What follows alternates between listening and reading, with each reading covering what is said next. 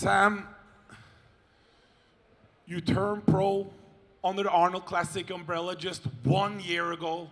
Fast forward, you're only 24 years old, and you're the most known, open, active bodybuilder in the world at age 24. And you just turned pro under the Arnold Classic umbrella just 1 year ago.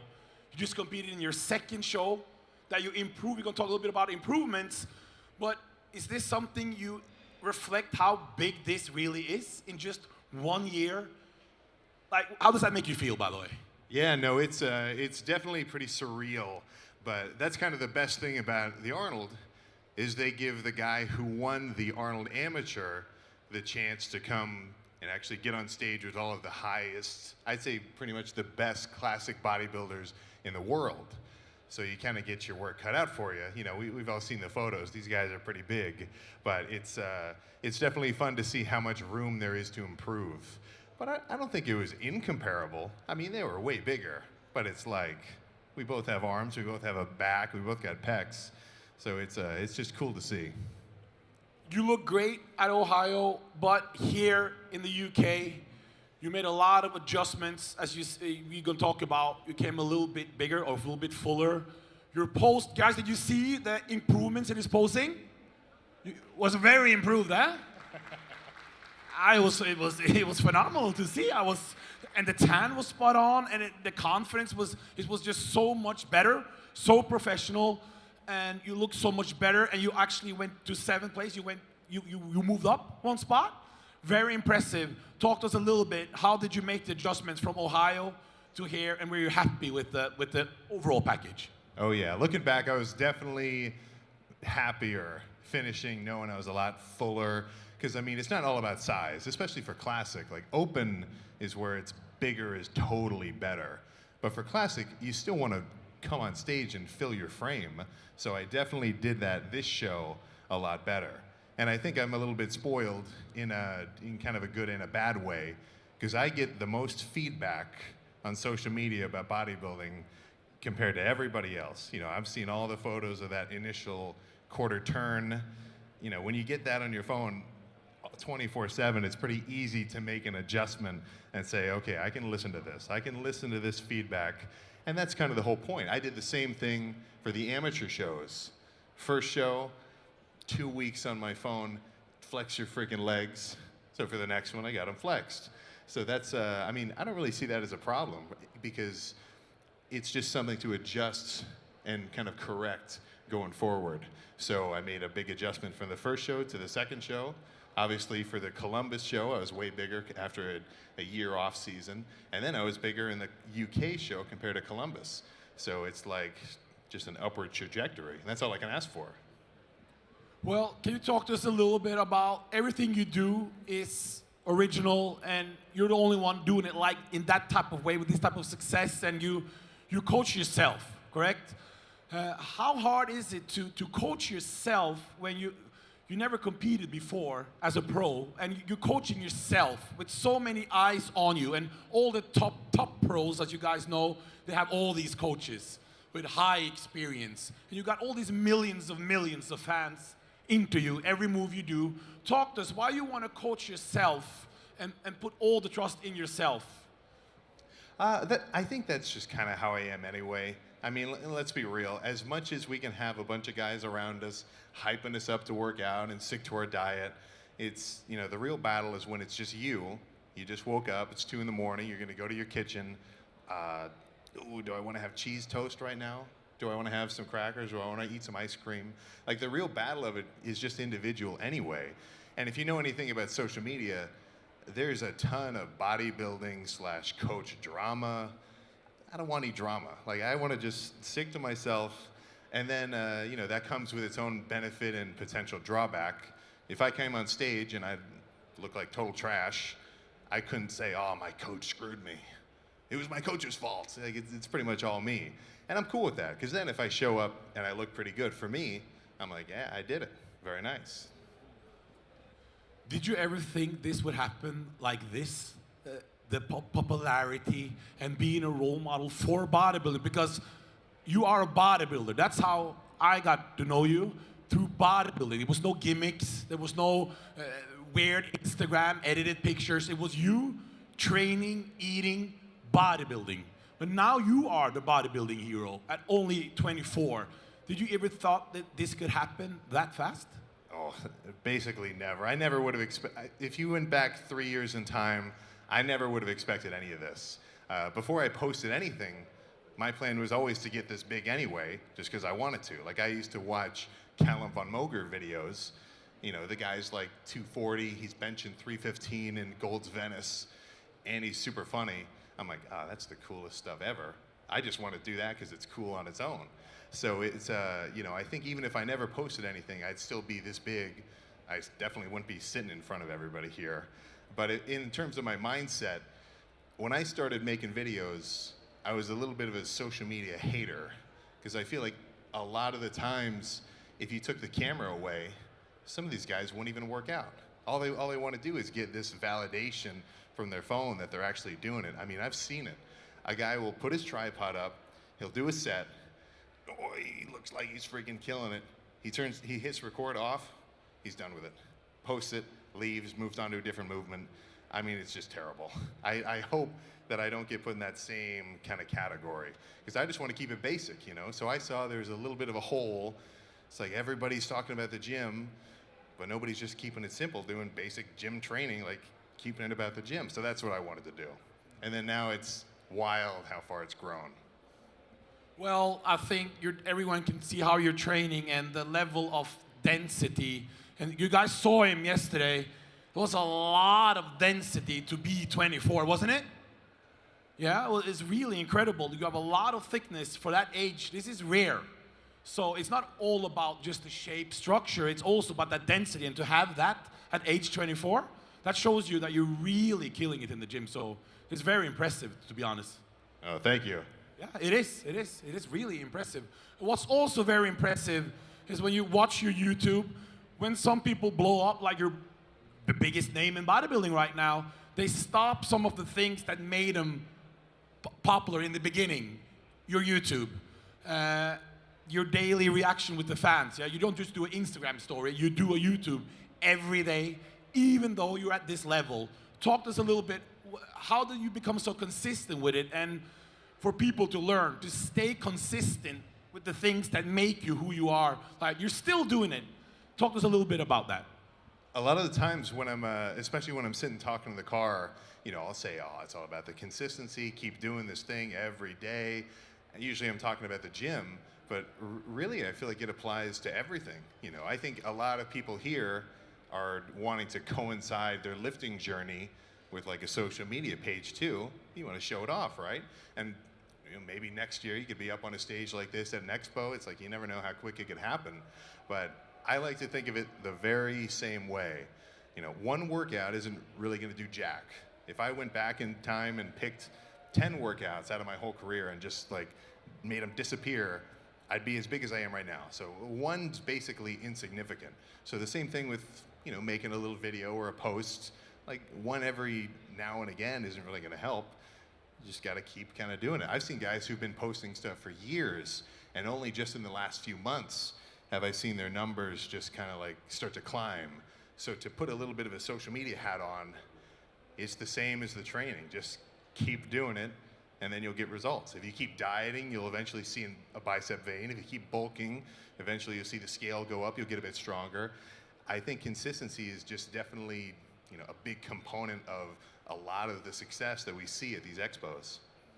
Is this motivation or is it discipline you have to be able to do this so much?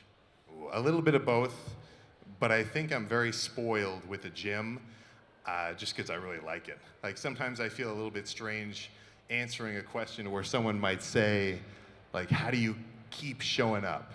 Like, how do you go and, you know, hit a really hard lift every day back to back? And I'm just kind of excited to do it. Like, I want to do it. It's fun. So there's certainly days where something's a little off. I'm a little sick.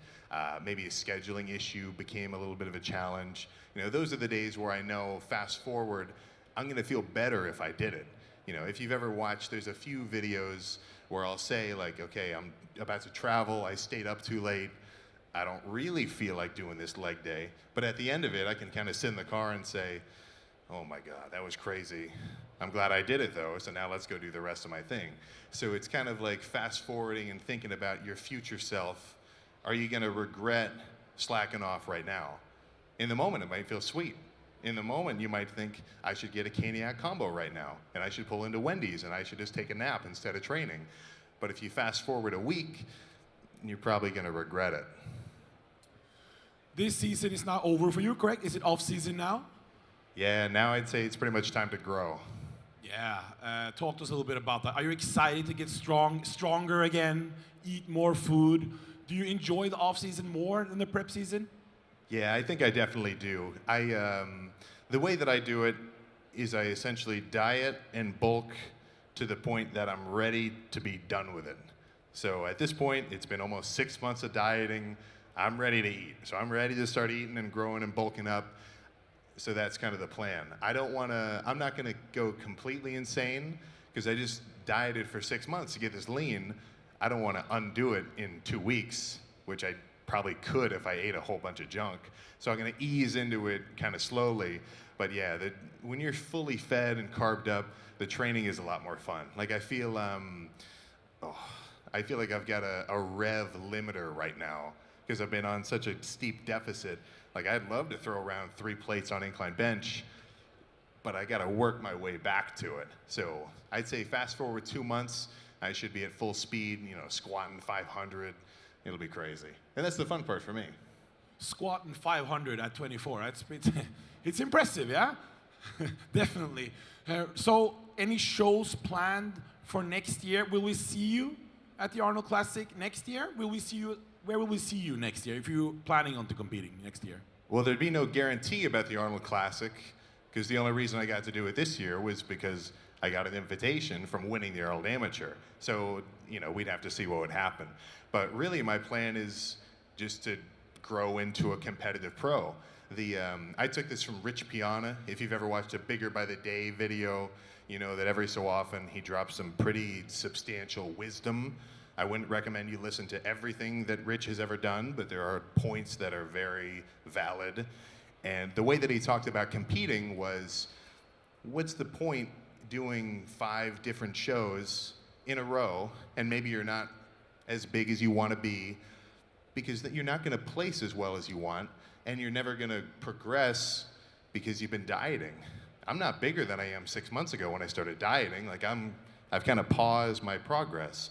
So the way I look at it is, I can take a year, I can take 2 years, bulk up, guide down, grow, fill my frame, and then do my first amateur show, second amateur show, turn pro. Okay, perfect. So I lined that up very well. So I was at the top of the amateur league, and now I'm at the lower end of the pro league. So now I'm just right back where I started. I'm gonna start growing again, fill out my frame a little bit more. I mean, we saw how much bigger Wesley and Mike were compared to me. I mean, really everybody else. They're all just like 5 years older. So I've got some time. On my hands to grow. And then once I'm a bit bigger, it'll be time for a bigger show. So when that'll be, I can't say for sure. But I'll definitely be substantially larger than this month. How does it feel to be with those top guys that you probably read about in the magazines or on more for you, YouTube, right in next to guys like Mike and Vissers, with so many eyes on you? And the Arnold Classic gives a free live stream, so the whole world is watching, and so many clips, and you're standing with the best of the best right away. How does that make you feel? Is that pressure? Is it fun? How does that make you feel? It's definitely more fun than pressure, because at this point, I'm kind of used to having a lot of eyes on me. I'm used to getting a lot of criticism. It kind of just comes with the territory. But it is very insane just knowing that I get to stand up here with them. Like when I was 16 or 17 years old, I remember I watched a Wesley Vissers shoulder video before I didn't even know who Wesley was. I was just watching the video freaking not 10 years ago, but 8, 9 years ago. Maybe more like 6 years ago, something like that, a long time ago, a much smaller Sam ago. And now our paths have crossed in a very big way, getting to be up here on stage. But I definitely would have felt a bit more pressure if all the classic guys were very like, tense and just like, don't freaking talk to me. Nah, all the classic guys were super chill backstage. Like we were all just helping each other out. They were very nice. I know the open guys get a little bit more tense, so it might have been different if I was backstage with them. But all the classic guys were sweet. We're all taking pictures. No, they're really cool. And Wesley, I mean, he's super nice. So it was, the pressure was off. We were all just here to perform. A little bit about how you deal with a lot of us, when we deal with better, we're a little bit older, but you're 24. And when people talk negative, you know, like where you see it on social media, you have a lot of young fans.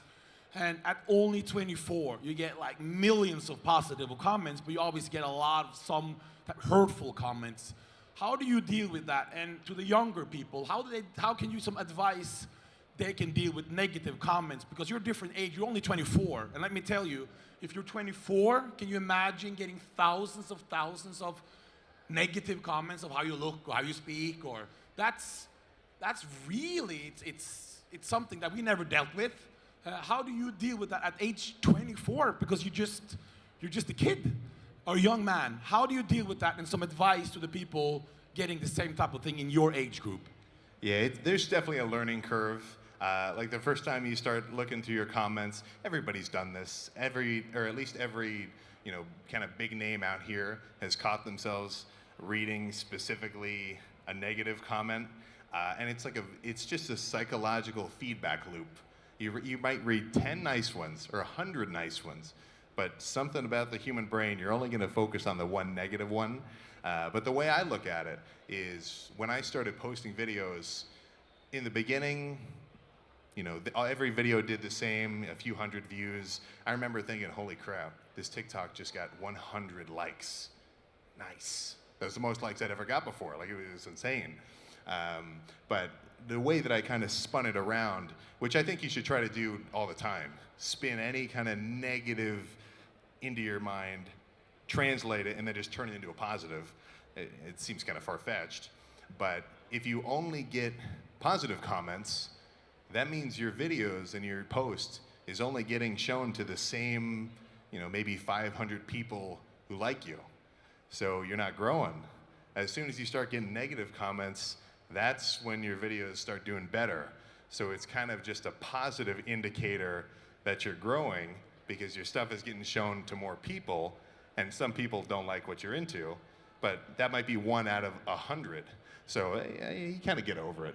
And then don't forget, you can turn your phone off. You don't always have to actually be looking at it. Like, I have not watched every Sam reaction video that has been posted this week. I've been watching a lot of Trailer Park Boys and just like random YouTube channels of like niche content, stuff like that. And it's made this week very chill. You got a lot of fans, especially young fans. What do they give you? What do you feel you get from them in the positive? What do you love about your fans? What's really crazy is when guys tell me that I'm the reason that they started working out. Because I feel like, you know, when I was working out in the beginning, I'm watching, you know, different L.A Ent.T.V videos or Calvin Von Moger videos and Rich Piana videos. And, you know, I always kind of wondered what I would say to these guys if I ever got to talk to them, like Rich especially, which obviously, you know, now I can. Like, what would I say if I could tell him, like, the stuff that he said got me into the gym or gave me a certain kind of motivation or made me, like, dig a little bit deeper, just even get more serious, which doesn't have to be an early in your training situation. You can lock in whenever. You can always take it up a notch. So I've always thought, like, oh, what would I say to the guys who got me started? And now it's like, wow, I'm getting the same, you know, back and forth, but from the opposite direction. And it kind of makes me forget how long I've been doing this for, that somebody could tell me they've been working out for 2.5 years because they started watching my videos. It doesn't feel like I've been doing these for 2.5 years. Like, it just puts it into a really cool perspective. And then one thing that really gets me going is when guys show me a photo, Sam, I lost 100 pounds in 4 months, or not 4 months, like 6 months. Look at this transformation photo, and it's unrecognizable because me and him can kind of click because there's no way that anyone can lose that much weight without doing their cardio and without counting their calories, which is like my main thing that I'm always talking about. So some people will tell me they started counting their calories, they're doing cardio. Well, I don't have any proof. But when this guy shows me he lost 150 pounds over the course of a year, well, that's some pretty substantial proof. So I know that he's been doing it and that he kind of understands the value. What means most to you? Being a pro league athlete on stage or changing lives like that? Those type of stories that you change people's lives. You save their lives from all type of things. What means more to you, that or competing? Oh, hearing that from other people is definitely more valuable. And when it comes to competing, it's not exactly my main motivation. I think I've got two coinciding goals which just happen to be exactly the same. So for one, I just want to keep getting bigger because it's cool. I want to see myself at maybe 270 pounds or 260 pounds, bulked, and then I want to diet down and see how I look lean with a bit more muscle. And well, I just described what bodybuilding is. So even if I never competed again, I'm still going to keep bodybuilding. That's the fun part for me. Obviously, competing is insane, and like this is a crazy weekend, but it doesn't really change who I am. Like I'm the same guy today as I was yesterday, but now I've competed. I'm the same guy after I went pro as I was before. You know, you don't suddenly, it's not like magic. You're still you. Life goes on. And for me, the gym is going to be indefinite. I couldn't even imagine a day where I wouldn't want to hit the gym going forward. Like that's like a bad universe, alternate reality where I lose it with the gym. With so many fans, do you feel now that you have a responsibility as a role model to be a positive to everyone? I know I also really loved Rich Piana, but as you said, some things you listen to, maybe not everything. Do you feel you now as a huge role model and you're just growing, you feel some type of responsibility to be a role model and do the right things? Is that something you think about throughout life or throughout your day? Yeah, a little bit, but that's kind of how I am anyway. Like I'm not really kind of a party guy. Like I'm not worried about somebody taking a picture of me like coming out of a club or something, or like not to call out Tiger Woods. That's probably not going to happen with me. But that's not because of a social media following. That's just because that's not really how I roll. So I could definitely feel the pressure of, okay, there's a lot of people watching me. I better not do anything crazy. But that's just how I am anyway. I want to wake up, do my cardio, get a pump, go home and chill. That's kind of just what I like. Guys, you do hear this is bodybuilding, yeah? This is like bodybuilding lifestyle. So I'm so happy that that's why you're so, this is so good for me, because it's bodybuilding. You're spreading the word of bodybuilding, the lifestyle, doing the right choices, the structure. This is why we love bodybuilding, with getting bigger and stronger. So I'm really happy that you are a bodybuilder, Sam. It's great. We need this for the sport, you know? So that's why I'm so happy that you made it, because bodybuilding needs something like this, yeah? That you just live the bodybuilding lifestyle and you put time and effort into it. And it's fantastic, Sam. I'm really happy to see your success. This year, do we have something you want to accomplish outside bodybuilding? Is there anything new, any dreams you want to do or see? Is there any places you want to go? Is there some parts of the world you haven't seen? Is there a rap album coming out? Is there something you want to do in 2026? I hate to say that I don't have any non-bodybuilding related goals. That's kind of the main thing. Like I've really been looking forward to getting some more food in my system since last year in August when I started kind of dieting down. So I mean, really my goal is just to kind of get bigger. But it ends up bleeding into everything else, you know. So whatever else comes, we'll just have to see what happens. How do you start just a little bit? We know you've been popular for your eating before, then you change your eating a little bit. When we're going into off-season now, have you planned your calories around? Is it going to be a lot of food? Do we know the calories around, or do you go by feel? No, I'll ease into it. The more every bulk and every diet, you get a little smarter. It's as long as you pay a little bit of attention, it's just kind of the nature of things. I haven't had a gallon of chocolate milk in quite a while. So I think I've adjusted a little bit. But once you start eating as much food as you're really growing, you kind of start seeing when you eat more junk, like if you're always eating fast food or just whatever, it kind of starts like just making you feel kind of sluggish. So now, I mean, I'm not even thinking that I want to eat something super crazy. It's like, give me a big bowl of rice with barbecue sauce and like half a steak. Like that'll be perfect. Like the more whole foods that I end up eating, I kind of visualize like my body's a filter. The simpler the foods are, the less that's going to gunk up the filter, and then it's easier to eat more food, and I can keep growing and I can get bigger. And there's nothing wrong with a dirty bulk if you don't put on too much body fat.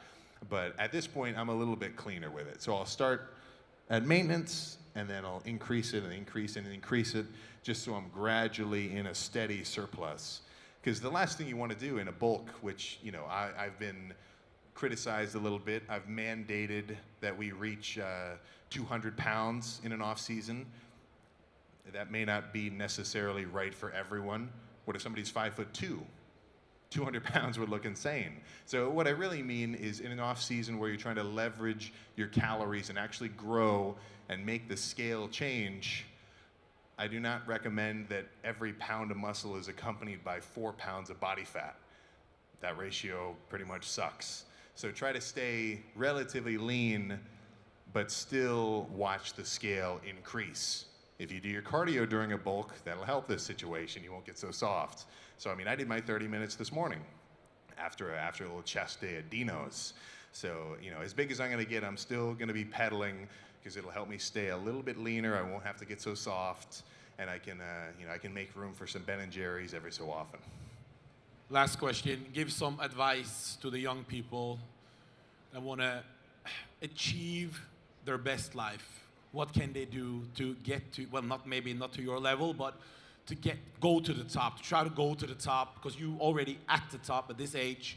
So if you're starting out, you're young, some advice to live the best life they can live. Yeah, I think a really important part of, or how I could kind of describe it, for me at least, is I'd say the gym is like my thing. Apart from the fact that I think everybody should work out at least a little bit, even if you don't love the gym, even if you're not a gym rat, everybody should get a pump every now and again, a couple days a week. But if the gym is your thing, then you should treat it like that, and you should kind of respect that, okay, I want to get good at this. If you know in your mind, like, okay, I really have a legitimate interest and like desire to progress, well, then your week should reflect that. I know a lot of guys where, oh man, 2026, bro, I just went to the Arnold, I'm gonna lock in. And then 3 months later, not really. Oh, I had to take a month off. My shoulder was doing this thing, and you're just being a slacker. So if you really know you want to get after it, it's like, who are you fooling? You should really try to improve your training, improve your intensity, just focus on your diet a bit. I'm not saying you have to track every calorie instantly, but if you just start with tracking your protein, get a little bit of cardio in, even if the goal at first is, okay, I want to go to the gym 3 times this week. That's my goal, right? For some of us, you'd think, oh, I'm going to the gym 6 times a week, that's nothing. But that's just because you're already ahead of the game. Not everybody is starting where you're starting. So even if it's just, I want to go 3 times a week, it doesn't matter what I want to do, but I'm gonna go Monday, Wednesday, Friday. As soon as you've done that twice in a row, it's going to be that much easier to say, I think I might go Saturday. I think I might add Tuesday to the mix. And then before you know it, the 3 days being your goal is now, okay, I'm going 6 days a week. So now showing up, that's your bar. You're already doing that. And you can say, all right, I want to make my training sessions better. I want my shirt dripping sweat at least once. I'm going to do the treadmill, I'm going to do a leg day. Just always trying to step it up. And I've done this before. I remember this very clearly. I was in my parents' basement. I was doing chest, and I had to re-rack the weight very quietly because my parents' room was above my room in the basement, which had the rack. So I'm going crazy on a set, but I've got to gently put the bar back, or else my dad's going to text me and tell me to shut up. But I did a really good workout. I was extra excited. I had some music going. Maybe I watched a Machiavelli motivation video, something about this day was like, I brought it harder than normal. And this is me at 16. I'm like 160 pounds. And in my head, I'm like, why am I not doing this all the time? Why am I not going this hard all the time? So I tried to raise the bar to that level. And then the next 3 months of training, I'm looking at the side-by-side photos that I'm taking. I'm like, I'm a little bit bigger. It's not crazy, but I'm a little bigger than before. All right, I want to keep doing this. So there's little moments where you raise your own bar, and then you raise it again a few months later, and you raise it again, and you get more serious. They add up. You know, they add up quick. I mean, I feel like just yesterday was my last day in high school where my physics teacher was like, yeah, I think this COVID thing is getting serious. 6 years just like passed like a blink. So across that time, just by taking my training more and more serious, you know, now here we are, right? You never know how far it can go. Guys, if he wanted an invite for next year, Arnold, you don't think he deserves one? Huh? Yeah, like, if you would get an invite to next year's Arnold Classic, you say you didn't know if you would get one. Come on, Sam, of course. All right, we'll see what happens. We'll see. Yeah. Well, guys, Sam, thank you very much. Oh, of course, yeah, this was great. I'm really excited about what you're doing. I love it, and the respect I have for you for being a bodybuilder and living the lifestyle, and just that you can become a star based on that. You know, the healthy lifestyle, and you are changing people for the better. Thank you very much. No, I appreciate that. Thank you guys all for coming. Thank you. Thank you. All right, everybody, I need everybody to stay where you're at. I'm gonna just move some stuff out of the way. We know that at the meet and greet on Thursday, Sam took a lot of photos with a lot of fans, and while we certainly appreciate everybody being here, we definitely do not have time to do photos with everybody. Sam's got some other obligations he's got to make his way to in just a little bit. So what we are gonna do here for our Arnold Sports UK and the Arnold Sports Instagram page is we are going to get a big old group